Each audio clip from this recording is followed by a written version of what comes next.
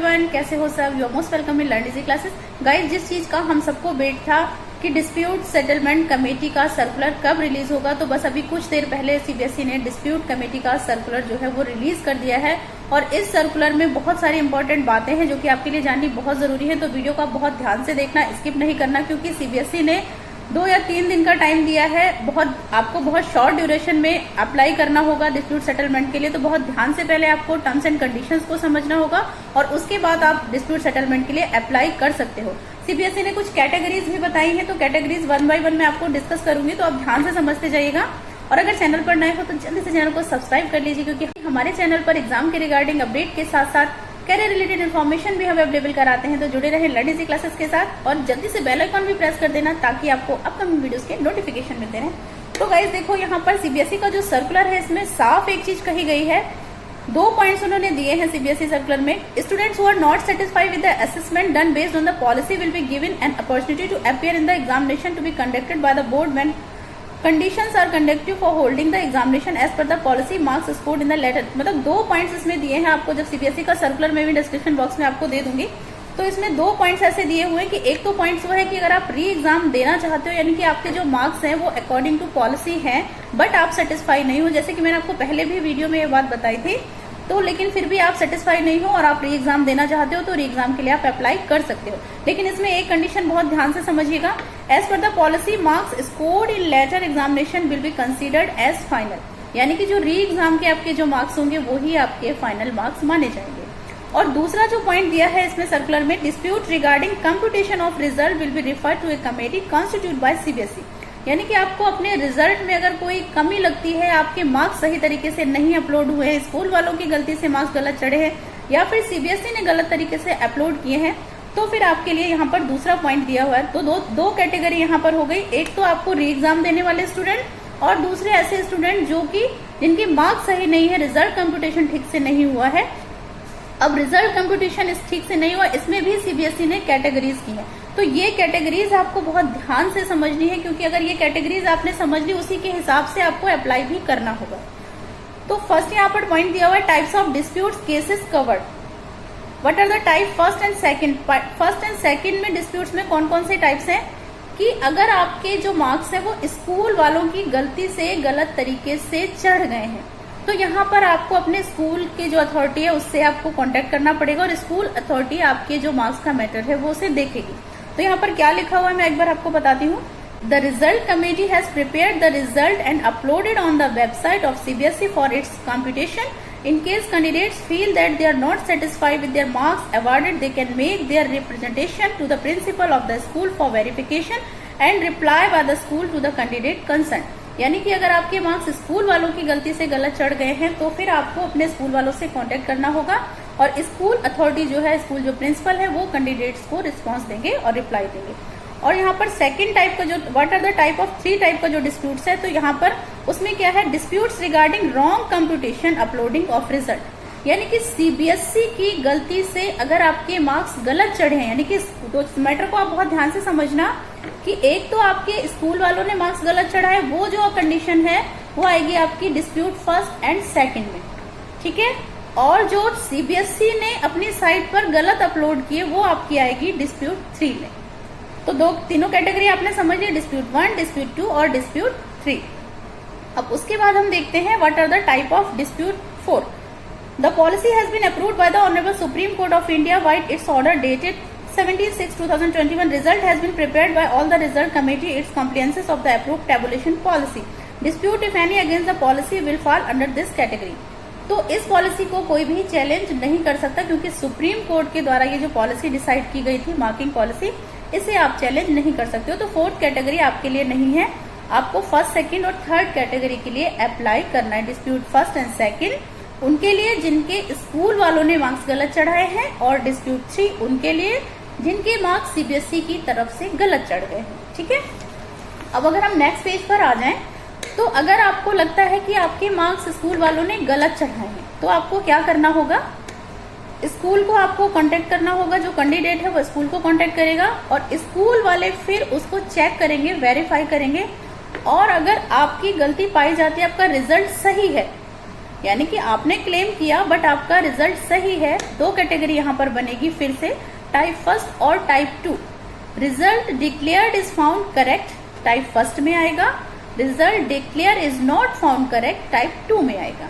तो यहाँ पर फिर स्कूल आपको दो कैटेगरी दे देगा। अगर आपने जो क्लेम किया, अगर आपका क्लेम सही है कि आपके मार्क्स स्कूल वालों ने गलत चढ़ाए हैं तो आप टाइप टू कैटेगरी में आओगे, और अगर आपके मार्क्स सही चढ़े हैं, स्कूल वालों ने वेरीफाई किया, तो आप टाइप फर्स्ट की कैटेगरी में आओगे। In case result declaration is found correct, a reply will be sent to the candidate concerned. The result committee, after verifying the records, has found the result declared is as per policy and no mistake has been found, hence dispute is resolved। यानी कि अगर आप type first category में आए तो आपका dispute resolve हो गया।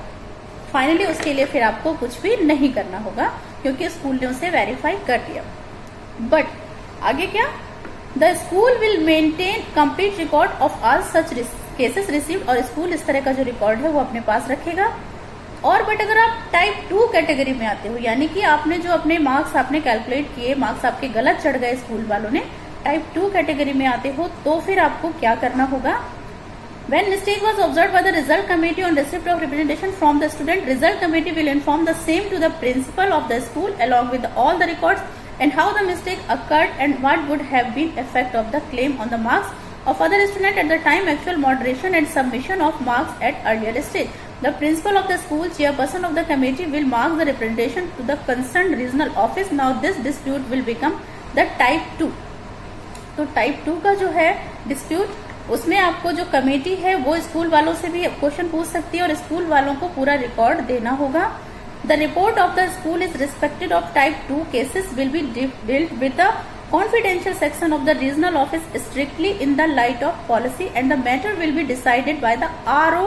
यहाँ पर ध्यान से समझते जाना, in the light of existing guidelines the application of the school will be sent to the regional office through the school request submission for resolution।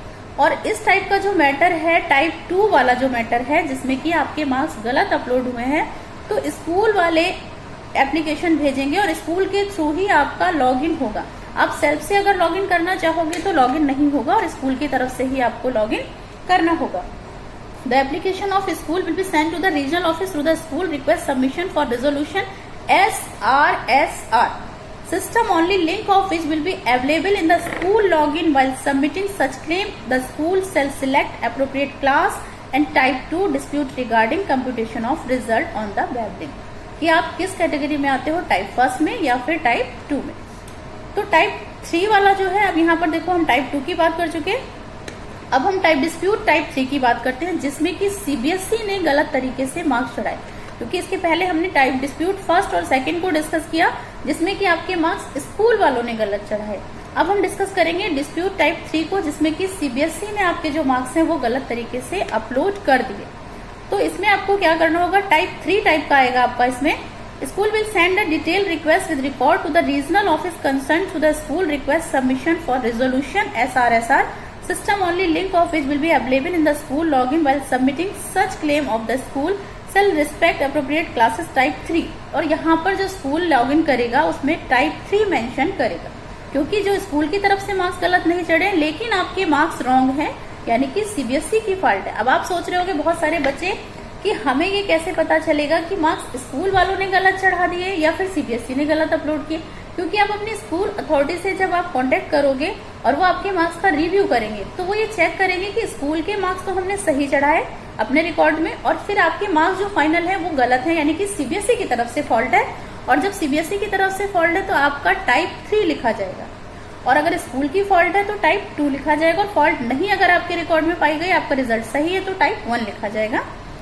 तो अगर आप टाइप 3 कैटेगरी में आते हो, a committee comprising the following will verify the fact and the correctness of the representation. तो कौन किसके पास आपका मैटर जाएगा, deputy commissioner KVS NVS, deputy director state education department, city coordinator, assistant secretary exam CBSE, principal KVS NVS, principal of independent school. तो ये authorities जो है कंसर्न अथॉरिटी, इनके पास आपका रिजल्ट जाएगा और रिजल्ट को फिर आपने वहां पर वेरीफाई किया जाएगा। The committee will submit its recommendation to the regional officer concerned. To the same will be verified. The appropriate decision will taken by the regional officer। यहाँ पर देखो बेटा एक चीज और ध्यान से देखना कि सीबीएसई ने यहाँ पर एक किसी पर्सन को या कोई एक कुछ लोगों की कमेटी यहाँ पर नहीं डिसाइड करी है ताकि बायस ना आए, पार्शियलिटी ना हो, फिर से जो स्टूडेंट्स के साथ हुआ वो दोबारा से रिपीट ना हो। इसीलिए यहाँ पर अलग अलग अथॉरिटीज को यहाँ पर मेंशन किया गया है कि उनके पास आपका रिकॉर्ड जाएगा और वहां से वेरीफाई होगा, ताकि जो पार्शियलिटी हुई है वो यहाँ पर फिर से दोबारा रिपीट ना हो। तो इस तरीके से आप टाइप पहले अपना देख लेना कि आपकी कैटेगरी कौन सी है डिस्प्यूट में, कि डिस्प्यूट 1 और 2 के अकॉर्डिंग आप आते हो, यानी कि स्कूल वालों की गलती है, या फिर आपकी सीबीएसई से मार्क्स अपलोड गलत हुए हैं, यानी कि डिस्प्यूट टाइप 3 में आप आओगे। और अगर स्कूल वाले आपके मार्क्स को कैलकुलेट करते हैं तो टाइप 1, टाइप 2 और टाइप 3 में आप आओगे। टाइप 1 यानी कि आपके मार्क्स सही हैं, आपने गलत कैलकुलेशन करके बताया, यानी कि आपने गलत मार्क्स समझ लिए, आपके स्कूल वालों ने सही मार्क्स चढ़ाए, सीबीएसई ने भी सही अपलोड किया, यानी कि आप टाइप 1 वाले हो। और अगर आपके मार्क्स गलत है, स्कूल वालों की तरफ से गलती हुई है, तो टाइप 2 है। और अगर सीबीएसई ने अपलोड गलत तरीके से की है तो टाइप 3 में आप आओगे।